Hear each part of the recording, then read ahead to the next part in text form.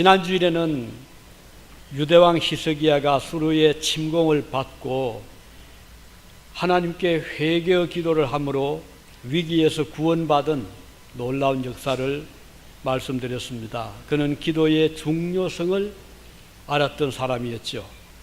자기의 잘못을 인정하고 회개했던 사람이었습니다. 모든 교만을 버리고 겸손하게 배로 몸을 두르고 땅에 엎드려 통에 자복했죠.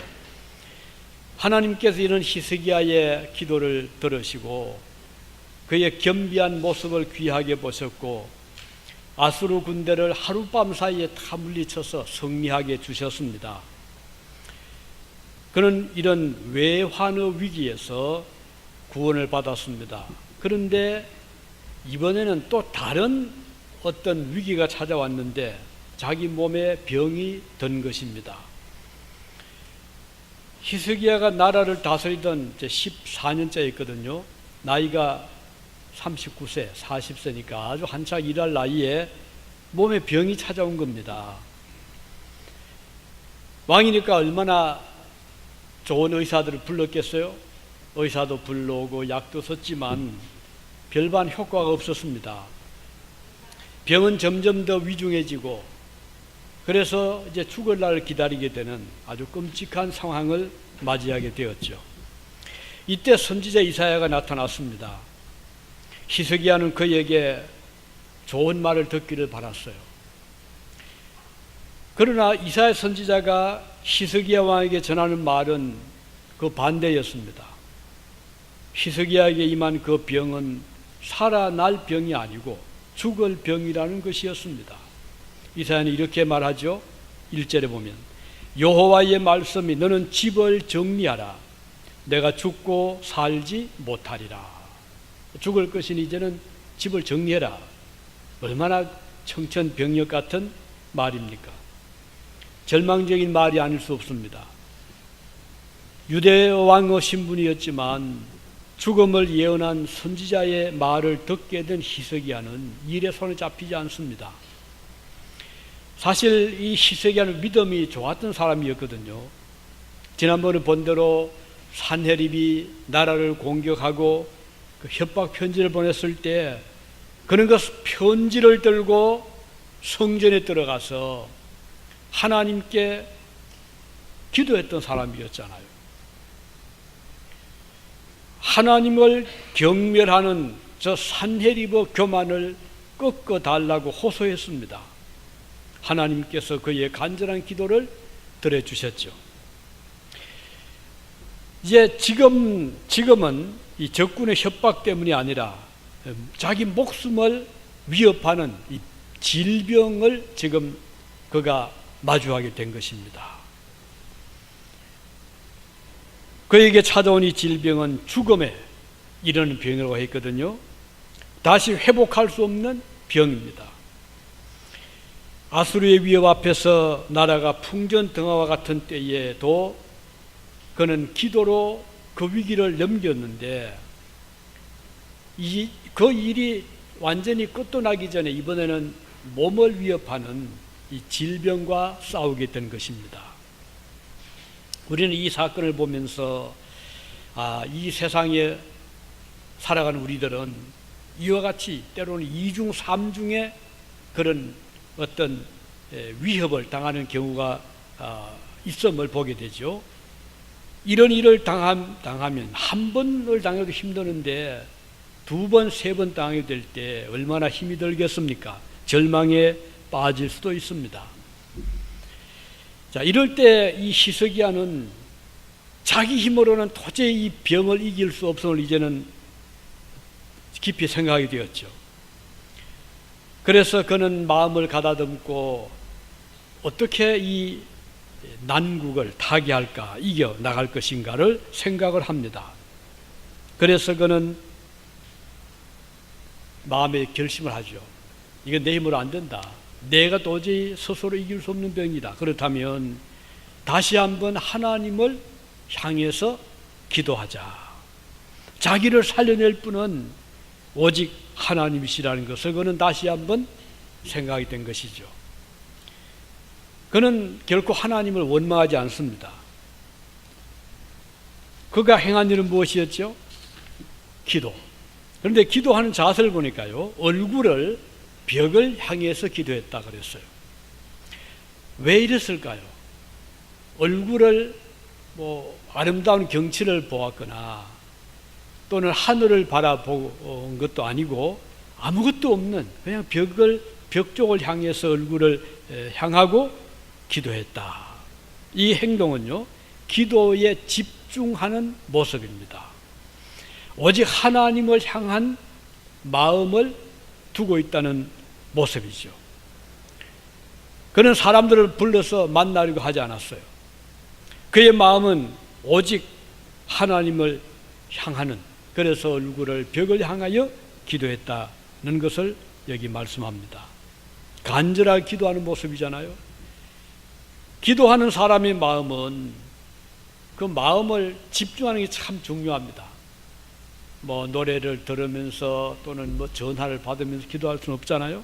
마음을 집중하기 위해서는 다른 곳 보지 않고 얼굴을 벽을 향했다, 이렇게 생각할 수 있습니다. 히스기야의 얼굴이 벽을 향하고 간절히 기도할 때 그의 마음은 오직 한 곳밖에 향하지 않은 것이죠. 하늘에 계시는 그 하나님. 간절한 기도의 모습입니다. 히스기야는 그동안 믿음으로 살아왔거든요. 열왕기상 18장 5절에 보면 이런 말씀이 나옵니다. 히스기야가 이스라엘 하나님 여호와를 의지하였는데 그의 전후 유다 여러 왕 중에 그러한 자가 없었다. 아주 훌륭한 왕이었어요. 그는 어떤 유다의 왕들보다도 선했습니다. 여호와를 의지한 왕이었어요. 그럼에도 불구하고 이와 같이 이중 삼중의 고통이 찾아왔거든요.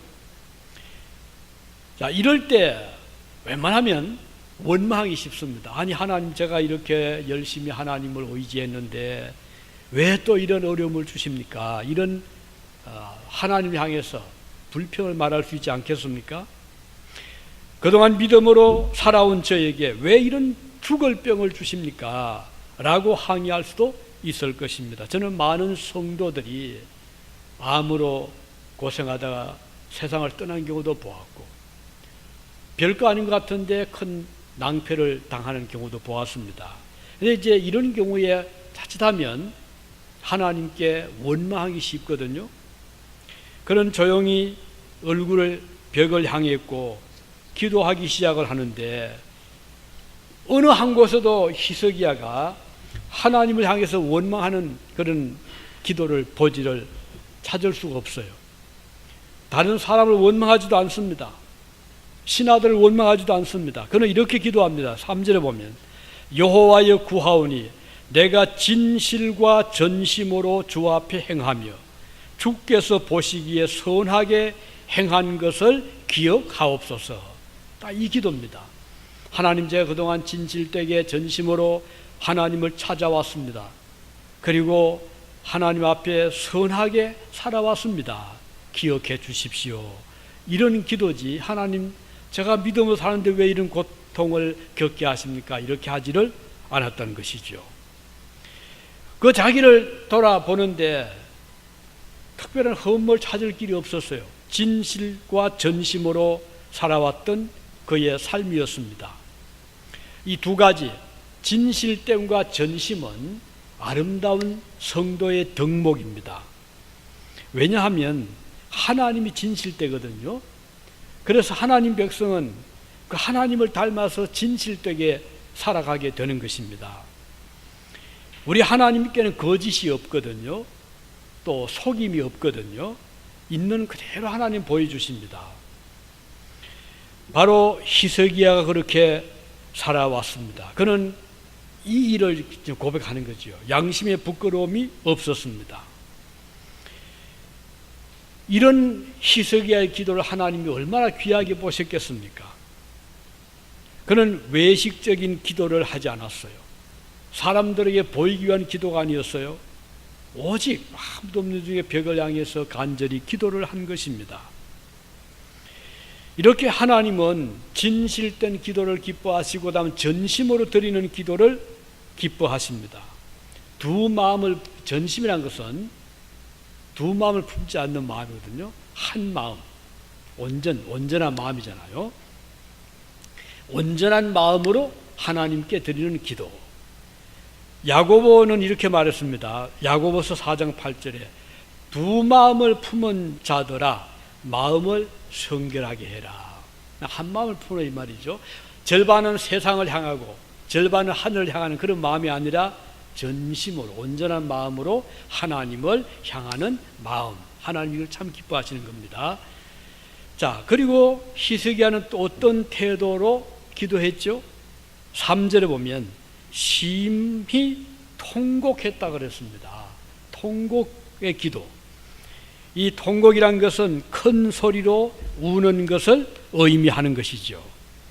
이 영어에 보면요, wept bitterly, 아주 슬프게 울었다, 아주 심하게 울었다. 이 우리말로 통곡이라고 번역하고 있잖아요.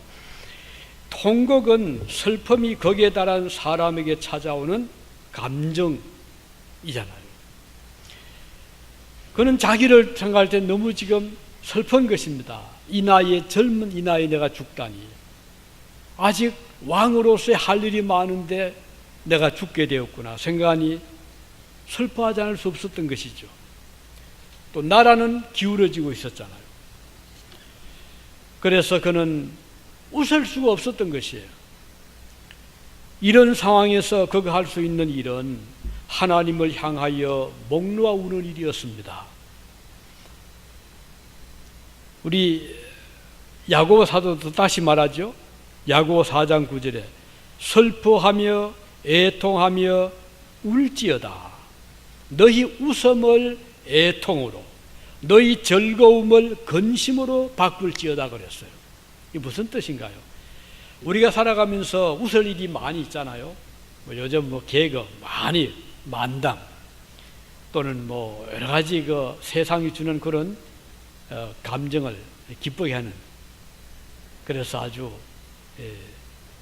좋은 감정을 가지게 하고 또 근심을 잊어버리게 하고 이런 엔돌핀을 많이 나오게 하는, 그 건강에 좋다고 해서 억지로 웃으라 그러잖아요. 그런데 성경은 울라고 했습니다. 반대잖아요. 울어라. 이게 왜 그런가? 이 울음의 의미는 통회, 즉 회개하는 것을 의미합니다. 회개 울음, 하나님의 위로를 바라는 울음을 의미하거든요. 우리 예수님께서 8가지 복을 산상보훈이라고 하죠. 산에서 우리 팔복, 산에 올라가셔서 주님이 복 있는 사람은 이런 사람이다. 8가지를 말씀하는데 그 중에 두 번째가요, 애통하는 자는 복이 있나니 그들이 위로를 받을 것이며, 이렇게 말씀합니다. 애통하는 자, 슬퍼하는 자, 우는 자가 복이 있다. 왜냐하면 우는 자에게는 하나님께서 위로를 주시기 때문이라고 말씀합니다. 사람들에게 기쁨을 구할 수 있죠. 세상이 주는 기쁨을 추구할 수 있습니다. 물질이 주는 위로, 또 친구가 주는 기쁨, 가족이 주는 즐거움 다 좋습니다. 그러나 진정한 우리에게 오는 위로는 하나님께로부터 오는 위로라 하는 것이 성경의 교훈입니다. 왜냐하면 이 세상이 주는 기쁨이나 위로는 이건 가변적이거든요. 언제도 슬픔으로 바뀔 수가 있잖아요. 그래서 우리 성경은 하나님의 위로를 구하라. 그는 어떤 자인가? 애통하는 자이다. 애통하는 자는 회개하는 자를 의미하거든요. 자기 잘못을 깨닫고 잘못을 뉘우치고 회개하는 사람. 우리 성도들의 믿음 생활의 중요한 요소는 회개입니다. 하나님께 잘못을 깨닫는 것입니다. 그래서 하나님 앞에 용서를 구하는 것이죠. 이런 사람은 그 영혼이 하나님 향해서 애통하게 되는 것입니다. 애통하는 자는 부르짖는 자죠. 울부짖는 자죠. 이스라엘 백성들이 애굽에서 종살이할 때 하나님이 언제 그들의 음성의 귀를 기울였습니까? 처음에는 백성들이 참 그 고센 좋은 땅에서 잘 살았어요. 땅도 비옥하지요, 가축원들을 가지요, 곡식도 잘 되지요, 그리고 부자가 되고 자손들이 번창하는데, 이 바로 왕이 보니까 저 유대인들이 저 가나안 땅에서 내려온 우거하는 나그네들인데 더 잘 살거든요, 애굽인들보다도. 그런데 점점 번성한단 말이죠. 민족이 점점 강해집니다. 그래서 바로는 생각하기를, 이러다가 앞으로 우리가 저 사람들에게 지배를 받겠구나. 유대인들이 아주 특출하잖아요. 지금도 그렇지만 머리 명석하죠. 굉장히 잘 살잖아요. 그래서 이 바로 왕이 겁을 먹게 된 겁니다. 저 유대인들을 저대로 둬서 안 되겠다 해서 그들에게 압력을 가합니다. 하나가 뭔가 하니 벽돌을 구워라. 그리고 성을 쌓아라. 비돔성, 람세스 성을 쌓아라 해서 이 유대인들로 하여금 열심히 벽돌을 진흙을 이겨서 도간 위에 구워서 성을 쌓게 하는 거예요. 노동을 중노동을 시킨 거예요. 그러면 좀 지쳐가지고 좀 민족이 오그러들어야 되는데 점점 더 강해집니다. 나중에는 집도 주지 않고 너희들이 집까지 구해서 벽돌을 구워라. 그래도 안 되니까 어떻게 했죠? 아들을 낳으면 너희들 손으로 산파들을 시겠죠. 죽여버려라. 그런데 그것도 안 되는 거예요. 이 산파들이 애굽 왕의 말을 잘 듣지도 않고. 그래서 마지막으로 내린 왕의 명령은 유대인들이 남자아이를 낳으면 부모가 그를 나일강에 집어 던져버리라. 악어의 밥이 되게 해라. 저 나일강의 신이 그를 삼키게 해라 해서 남자아이들이 태어나면 대성통곡을 하게 되는 거예요. 그래서 전 유대인들의 그 마을이 울음이 그치질 않습니다. 오늘은 저 집에 산모가 아들을 낳았는데 나일강에 던졌다더라. 그래서 울고 있다. 이 집에서 저 집에서 울고, 이 통곡이 그치지 않습니다. 자, 울음을 터뜨리면서 그들이 뭘 했을까요? 하나님께 기도한 것입니다. 하나님, 우리의 이 슬픔을 통촉해 주십시오. 우리의 아픔을 하나님 기억해 주십시오. 우리를 구원해 주십시오. 그들이 통곡하면서 하나님께 기도할 때 하나님께서 귀를 기울여 주신 거예요. 우리가 평안하면 첫째 기도가 안 됩니다. 기도 안 해도 잘 되는데, 잘 사는데, 기도 안 해도 사업 잘 되고, 기도 안 해도 직장에 승진 잘 되고, 자녀들 잘 자라는데 기도할 필요 있겠어요? 그래서 우리가 이 세상에서 너무 평안하면 영적으로 잠들기 쉬운 것이에요. 고생이 되지 않으면 하나님과는 점점 거리감을 두게 되는 겁니다. 세상과 더 가까워집니다. 그래서 하나님은 그의 백성들에게 때로는 고통을 주시는 거예요. 욥을 보십시오. 욥이 얼마나 잘 살았잖아요. 그런데도 불구하고 그 가정에 환난이 왔습니다. 재산 다 잃었지요. 자녀들 10남매 다 지붕이 내려앉아서 다 죽었잖아요. 욥이 어떻게 했죠? 하나님 앞에 땅에 엎드려 무릎 꿇고 기도했습니다. 그는 원망하지 않았어요. 그래서 여기 오늘 본문의 히스기야 왕도 자기 몸에 죽을 병이 찾아왔을 때 그는 하나님을 원망하지 않았어요. 낙심하지 않았어요. 오히려 얼굴을 벽으로 향하고 통곡하면서 기도했던 것입니다. 자, 이렇게 기도할 때 마지막으로 어떤 결과가 왔죠? 기도의 응답이 왔는데 5절에 보니까요, 너는 돌아가서, 이사야가 하나님 하신 말씀이에요. 내 백성의 주권자 히스기야에게 이르기를, 왕의 조상 다윗의 하나님 여호와의 말씀이 내가 너의 기도를 들었고 내 눈물을 보았노라. 자, 하나는 기도를 들으셨습니다. 우리가 주님 앞에 기도하면 하나님은 그 기도에 귀를 기울여 주시는 거예요. 기도를 들었고, 그래서 우리는 기도하게 되는 거죠. 성도는 기도해야 됩니다. 하나님은 기도를 들으시기 때문이에요. 기도가 끊어진다는 것은 마치 영혼의 호흡이 끊어진 것과 마찬가지다, 그렇게 말을 했죠. 성경은 쉬지 말고 기도해라 그랬어요. 오늘 여러분 하루를 쭉 돌아, 하루 24시간이죠. 기도 시간을 얼마나 할애하고 계십니까? 살펴보시기 바랍니다. 기도하지 않는 성도의 삶은 호흡하지 않는 영혼과 같아서 영적인 생명을 유지할 수가 없습니다. 아무리 믿음이 좋아도 호흡은 해야 살잖아요. 기도에 호흡을 해야 되는 거예요. 그래서 기도하지 않는 자는 영적인 영혼이 질식사하고 마는 것입니다. 하나님께서 히스기야의 기도를 들으셨다. 참 의미 깊은 말씀이거든요. 그리고 또 한 가지는 너희의 눈물을 보았다. 자, 하나님은 들으시고 그리고 보십니다. 뭘 보셨죠? 히스기야 왕이 흘린 눈물을 보셨다. 성도에게는 눈물이 있어야 됩니다. 애통의 눈물, 회개의 눈물, 그리고 죄에 대한 고백의 눈물, 또 사랑의 감격적인 눈물. 우리 성도는 눈물을 하나님께 보여야 돼요. 하나님이 그 눈물을 귀하게 보시는 거예요. 하나님께서 그의 종 히스기야가 절망 가운데서도 원망하지 아니하고 울부짖으면서 기도하는 소리를 하나님이 들으신 것이에요. 기도를 들으셨을 뿐 아니라 그가 흘리던 눈물도 보셨습니다.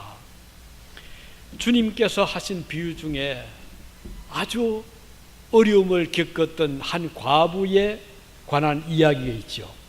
어느 도시에 하나님을 무시하고, 그리고 하나님을 두려워하지 않고 사람을 무시하는 재판관이 있었어요. 그러니 뭐 얼마나 교만했겠어요. 하나님을 두려워하지 않는 사람, 사람을 무시하는 사람, 이게 참 무서운 사람이거든요. 그런데 어느 날 그 재판관의 집에 누가 와서 문을 열어요. 그리고 하는 말이, 재판관님, 제가 지금 너무 억울한 일을 당했습니다. 좀 도와주십시오 하고서 호소합니다.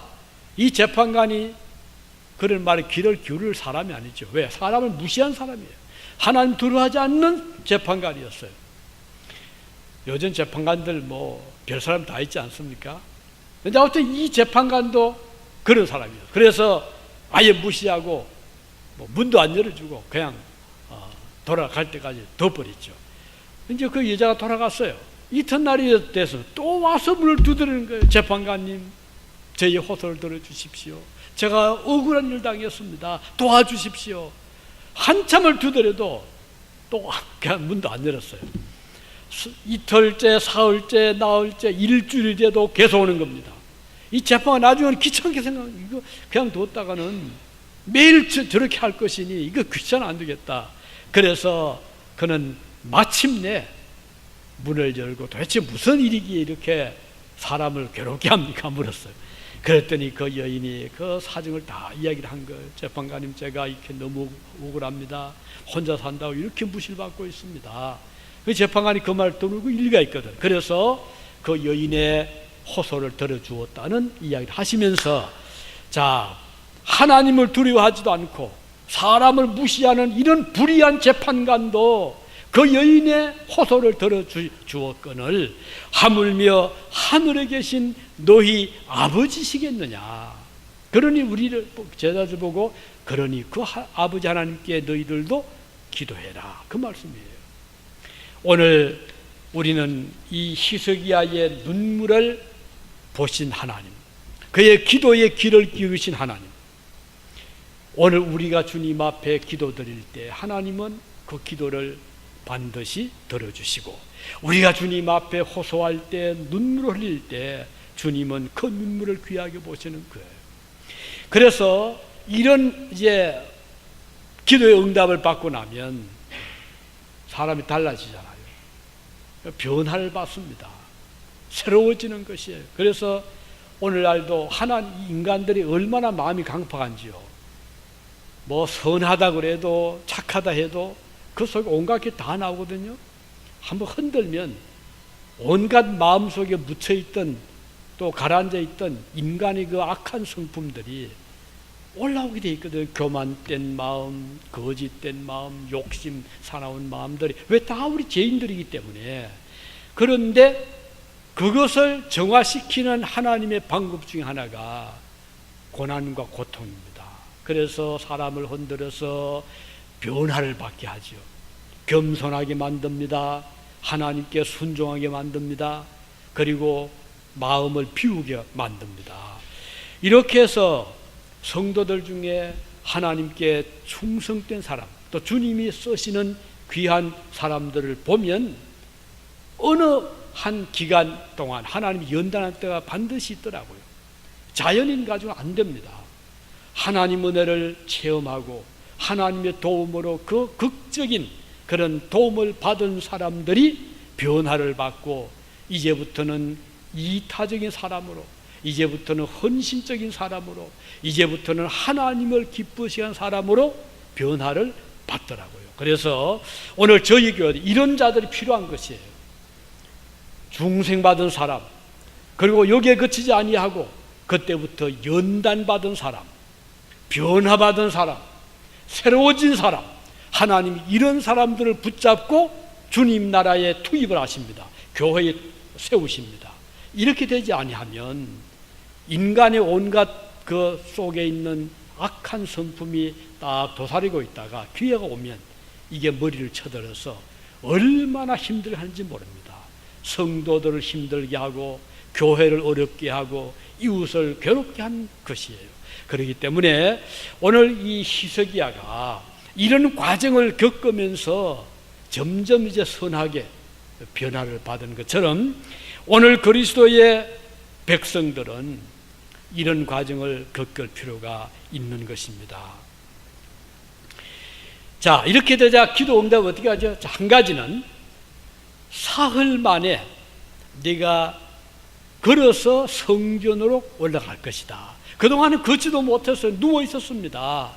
그런데 하나님께서 그의 눈물을 보시고 그의 기도를 들으신 다음에 무화과를 이제 그 어깨에서 그 환처, 아마 몸에 어떤 아주 독한 종기가 있었던가 봐요. 그 환처에 딱 붙였습니다. 그랬더니 그게 사흘 만에 다 깨끗이 나은 거예요. 참 신기하죠? 그래서 사흘 만에 자기 발로 일어서서 걸어서 성전 올라간 거예요. 하나님의 능력입니다. 죽을 병에 걸려도 하나님 역사하시니까 불과 3일 만에 완쾌시켜 주신 거예요. 그리고 두 번째는 앞으로 15년 동안을 건강하게 살 것이다.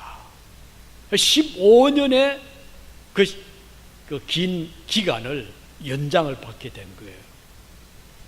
그리고 하나님께서 이제 표적을 보여주시고 그 증거를 보여주시는데 그때 해시계거든요. 요즘은 뭐 여러 가지 전자시계도 있고 하지만 그때는 이런 시계 없었으니까 태양의 그림자를 통해서 그 하루 시간을 재는 그 태양시계가 있었는데 이 시계가 가는 것은 그 태양 따라서 그 그림자가 앞으로 나가야 되잖아요.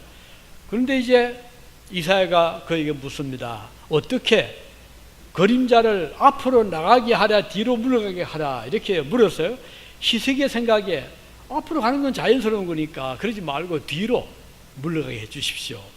그런데 하나님께서 역사를 하신 거예요. 그 그림자가 신기하게도 뒤로 10도를 물러간 겁니다. 이게 놀란 일이죠.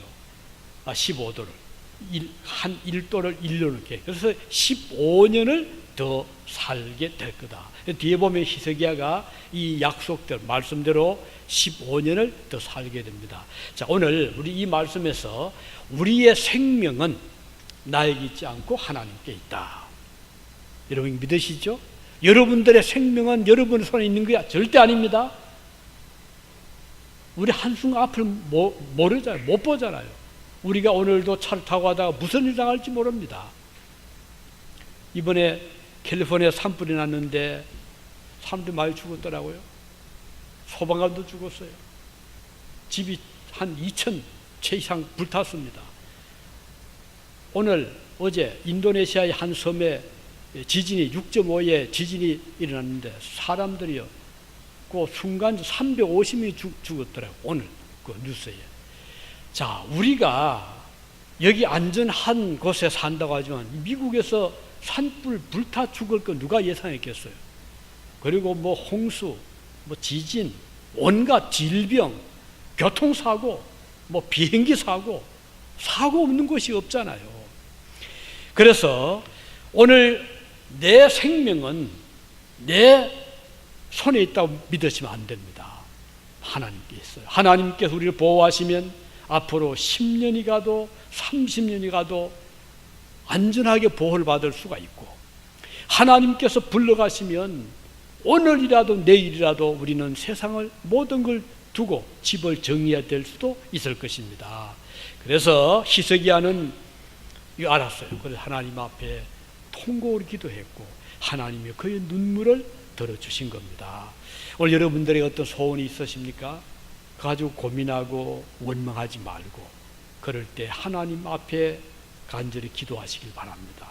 그 소원을 주님은 들어주실 수가 있는 것이고, 하나님이 하시고자 하면 능치 못하심이 없잖아요. 내 자신을 위한 기도뿐 아니라 자녀들을 위한 기도할 게 많잖아요. 부모 위한 기도할 일이 얼마나 많습니까? 우리 교회를 위해서 기도할 일이 얼마나 많습니까? 국가를 위해서 기도할 일이 많잖아요. 그래서 우리 성도들은 만인의 제사장이라.